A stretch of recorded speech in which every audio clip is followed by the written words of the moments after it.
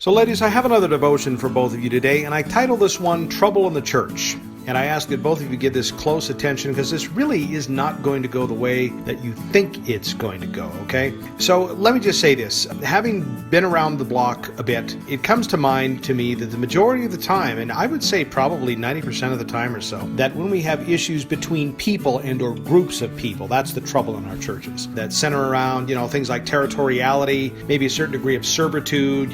Some people have other people under their thumbs. Maybe people on the church staffs aren't treated very well or valued for all the stuff they do. Maybe people that overemphasize fiefdoms and things like that. What it really is a lack of understanding of the core of the gospel. And the core of the gospel, of course, is justification by faith.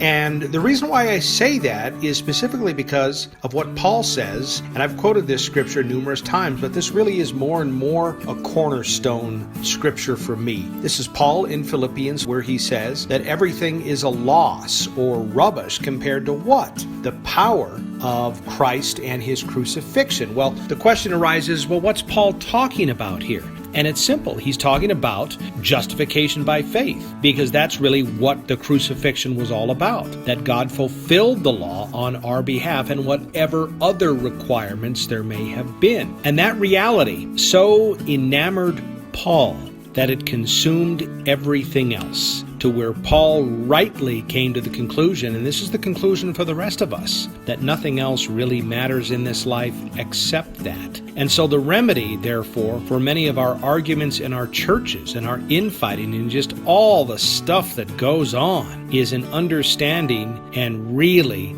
a heart acceptance of the core tenet of the gospel, which is justification by faith. See, when we really understand that and it gets into our heart, then everything else pales in comparison. And I suppose my prayer for both of you is that the reality of what Christ did on the cross would pass from your intellect into your heart. God bless you both.